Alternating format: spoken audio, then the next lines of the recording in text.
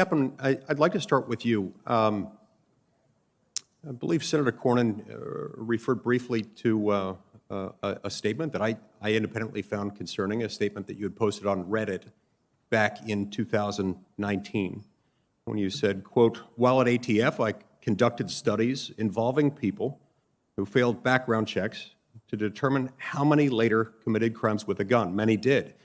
This is a perfect opportunity to arrest people before committing crimes rather than responding after the fact," close quote. I find this statement very troubling, especially troubling for someone who's been nominated to serve as the ATF director, because even setting aside for a minute the Second Amendment, even before you get to the Second Amendment, this violates our most fundamental rules of due process, talking about a desire to arrest people before committing crimes rather than after the fact. It's not how our criminal justice system works. And if that's how you view people, that is concerning to me. Now, this is compounded by other comments you've made that, to me, reflect a certain degree of disdain toward gun owners, and in particular, new gun owners. On April 3rd of 2020, just over a year ago, you gave an interview with Cheddar News, and you were talking about increases in gun sales, especially first-time gun owners who had decided to purchase a gun for the first time during the pandemic. In the interview, you openly mocked first-time gun owners, saying that they were, quote, "more like Tiger King," and then advising them in quite a mockery to hide their gun, quote, "behind the cans of tuna and beef jerky they have stored in a cabinet, and only bring that out if the zombies start to appear," close quote. When I first saw this, I watched the clip and I read the clip several times, hoping that I was missing context, hoping that there was something else there that would make this less troubling. It concerns me that you, as the nominee to be the director of the ATF, would have such a flippant and, if I may say so, utterly condescending attitude toward first-time gun owners in this country. I say this as a former federal prosecutor, one who worked with ATF agents and agents from many other agencies. This is a troubling, flippant attitude for somebody who's going to head this agency.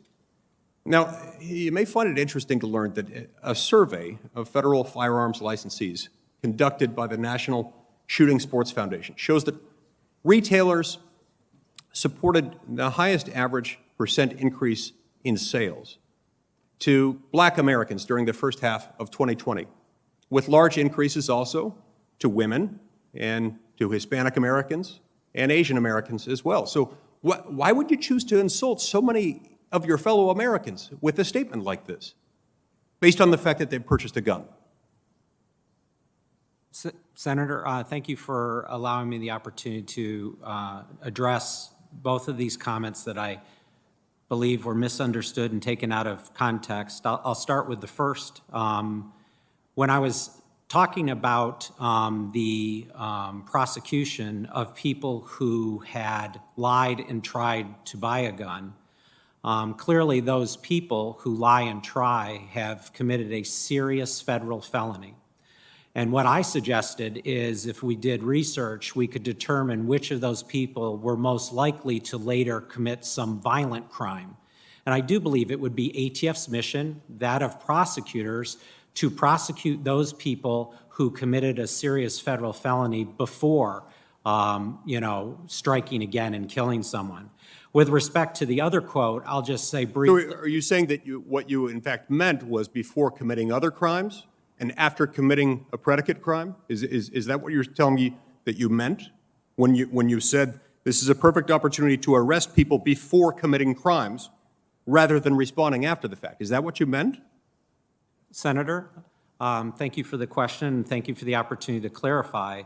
What I said was that I think that in certain circumstances, it is absolutely the mission of ATF to arrest people for lying on a federal firearms form, a 5-year felony. Right, because that's a crime.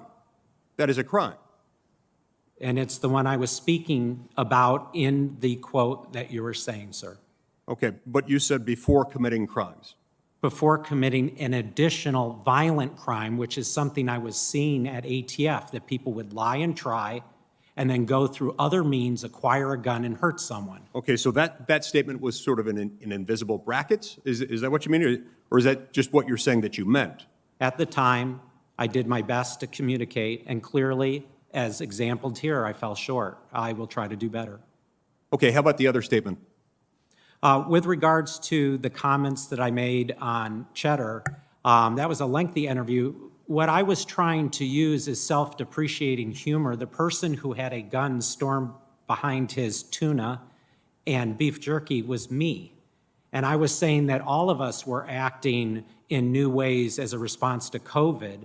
And I thought that people should be very clear that when they bring a gun in their home, they need to be properly trained. So again, we have oftentimes the ability to talk to the media. Sometimes that's taken out of context, and I'm sorry for any confusion I made when I was trying to point out the fact that sometimes bringing a gun into your home if you're untrained is a particularly dangerous thing to do.